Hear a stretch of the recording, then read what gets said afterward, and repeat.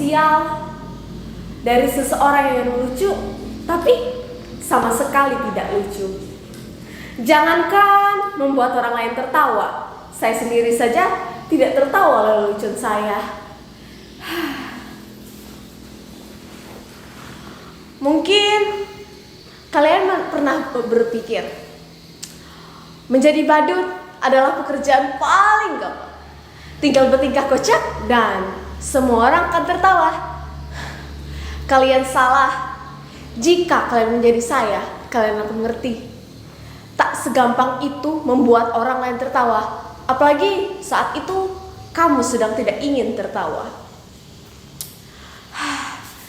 Di zaman ketika orang mudah marah dan tersinggung, membuat lelucon tidaklah segampang yang kamu pikirkan. Bisa-bisa karena lelucon, kamu malah di penjara karena dianggap menghina dan mencemarkan nama baik. Kawan baik saya, seorang pelawak, di penjara hanya karena membawa lelucon yang dianggap menghina. Waktu itu, ia sedang bercerita tentang seseorang yang memanjat pohon kelapa jam 10 pagi. Di atas pohon kelapa itu, orang itu mengumandangkan azan subuh. Tentu saja itu membuat gempar seluruh kampung.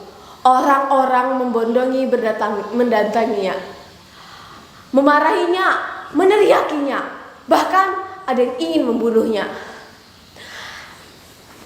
"Dasar aneh, turun kamu!" Begitu orang berteriak dengan marah. "Berani-beraninya kamu melakukan penghinaan. Azan subuh jam 10 pagi. Dasar aneh, kafir." Tapi dengan tenang orang itu menjawab, "Aneh, kafir. Coba kalian pikir, saya azan subuh jam 4 pagi di masjid. Tidak ada satupun dari kalian yang datang. Begitu saya azan subuh jam 10 pagi, kok kalian pada berdatangan? Coba pikir, siapa yang tidak taat? Siapa yang aneh? Siapa yang kafir?" Orang kok gampang mengkafir-kafirkan orang lain hanya karena berbeda menjadi bermusuhan. Orang zaman sekarang suka sekali bertengkar. Kalau di skrip bilang, "Aku berpikir maka aku ada." Mungkin orang zaman sekarang bilang, "Aku bertengkar maka aku ada." Pertengkaran menjadi komoditi, diperjualbelikan, bahkan sering diberi pembenaran atas nama keyakinan. Ayat-ayat digunakan untuk kepentingan kekuasaan. Makanya sekarang ini suah membuat orang lain tertawa. Saya menjadi badut karena meneruskan bapak saya. Dulu bapak saya seorang badut. Karena bapak saya seorang badut, saya pun jadi badut.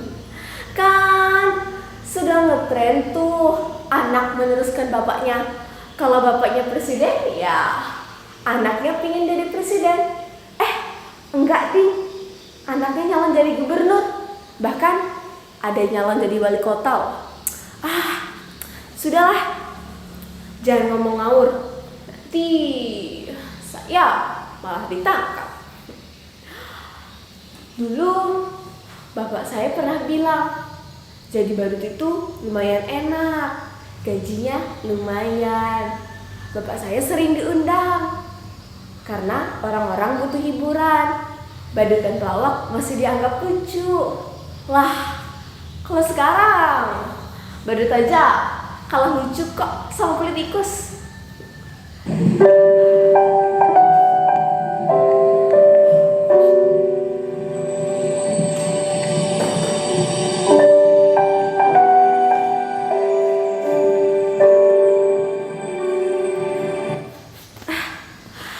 Aduh, aku gak nyangka kamu bakal datang. Ayo masuk. Maaf ya berantakan. Aduh, jadi malu. Ayo duduk. Kamu haus gak? Kamu lapar? Bentar ya. Sungguh? Enggak. Syukurlah. Kebetulan aku gak punya apa-apa. tapi punya GoFood kok. Cuma aplikasinya doang. Kalian tahu nggak? Yang datang itu pacar saya loh. Jangan lihat saya seperti itu. Gini-gini saya juga manusia kok. Bisa falling in love and punya pacar. Nah, kalian lihat tuh pacar saya. Ganteng kan, manis, kaya lagi. Namanya Tante, nama panjangnya Sosiadis Tante. Aku nggak nyangka kamu bakal datang. Aku pikir kamu udah ngelupain aku. Makasih ya udah ingat aku. Kamu kangen? Aku juga. Jangan kangen. Kangen itu berat. Kamu gak akan kuat. Biar aku saja. Aku pikir kamu udah gak mau sama aku. Katanya kamu punya pacar baru, lebih cantik, lebih manis. Tapi percayalah, baby, I love you, love you, love you so much since I born and love with you. Iya, sama-sama. Sayang, boleh nggak aku cium kamu? Boleh nggak aku peluk kamu? Boleh ya? Aduh. Tanto? Tanto? Tanto? Tanto? Tanto?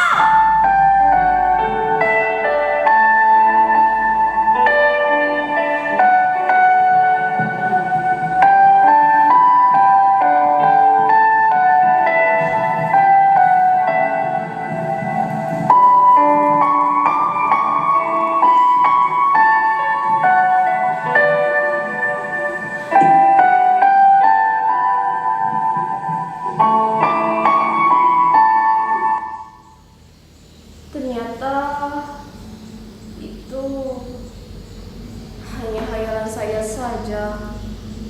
Saya gak punya pacar. Saya jomblo. Sial. Sudah jadi badut jomblo pula. Nasib saya benar-benar ambiar.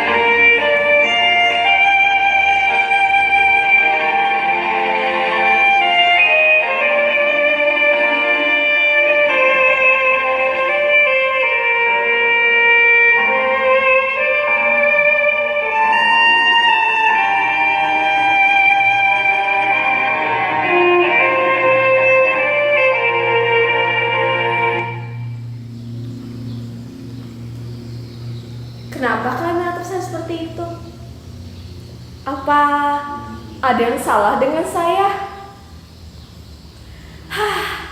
Kan saya sudah pernah bilang, saya ini orang yang sial.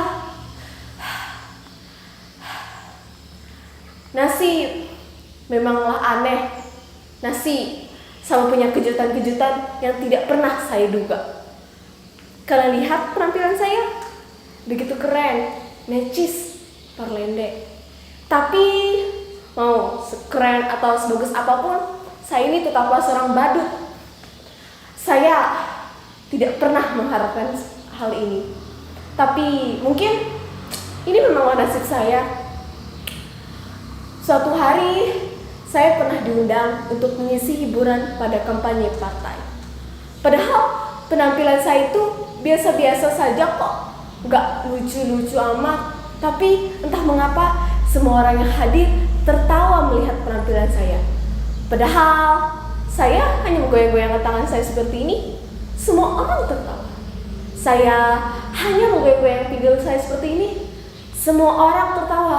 Bahkan walau saya hanya berdiam diri seperti ini, semua orang tertawa. Mereka menertawakan penampilan saya yang begitu bodoh dan tolol.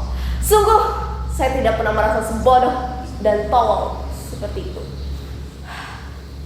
Setelah itu, pemimpin partai itu mendekati saya, memuji-muji saya dan menjabat tangan saya. Ia berkata, saya adalah orang yang karismatik, saya bakat yang disukai semua orang. Dan itulah kekuatan seorang pemimpin. Lalu ia pun berkata, sekarang ini menjadi pemimpin tak perlu pintar atau cerdas. Yang penting disukai banyak orang. Demokrasi membuat seseorang menjadi pemimpin bukan lantaran karena kecerdasannya, tapi karena kemampuannya disukai banyak orang. Semakin banyak orang menyukaimu, memujamu, maka kamu akan menjadi pemimpin. Pemujamu akan memujamu habis-habisan. Tak peduli kamu benar atau salah, yang penting mereka percaya kamu. Kamu boleh bohong atau ngibul sesukamu, yang penting mereka percaya kamu dan menyukai kamu. Dan kamu mempunyai bakat seperti itu. Mereka menertawakanmu, tapi sesungguhnya mereka menyukaimu. Dan kamulah orang yang dibutuhkan partai. Setelah itu mereka pun menandani saya necis seperti ini. Didaftarkan ikut pilkada. Padahal saya nggak tahu apa perbedaannya pilkada sama pilkabe. Tapi ada yang pernah bilang pilkabe itu nggak boleh coba-coba buat anak. Tapi pilkada boleh. Buktinya banyak anak pemimpin atau pejabat yang coba-coba ikut pilkada. Sebenarnya saya benar-benar gak tahu kenapa mereka menyuruh saya ikut pilkada. Padahal ijazah saja saya tidak punya. Tapi mereka bilang, tenang saja, ijazah bisa dipalsukan. Jangankan ijazah, kebenaran pun bisa dipalsukan. Dan betapa sialnya saya menang pilkada. Dunia benar-benar sudah gila. Mereka memilih saya karena saya bisa menghibur mereka. Mereka menganggap saya sebagai orang yang paling lucu, yang bisa membuat hidup mereka bahagia. Dulu saat saya menjadi badut, saya tidak pernah sekalipun membuat orang lain tertawa. Tapi begitu saya menjadi pemimpin, berkali-kali saya membuat orang lain tertawa. Itulah mengapa saya bilang betapa sialnya hidup saya. Hidup pemimpin kita. Hidup pemimpin kita. Panjang umur pemimpin kita. Hidup pemimpin kita. Hidup pemimpin kita. Betapa sialnya hidup saya. Dulu menjadi badut, menjadi pemimpin pun tetap jadi badut. Badut yang bisa mereka atur. Badut yang membuat mereka terhibur. Sungguh betapa sialnya hidup saya. Percayalah, menjadi badut itu berat. Kamu gak akan kuat. Biar para pemimpin saja. Hidup pemimpin kita. Hidup pemimpin kita. Panjang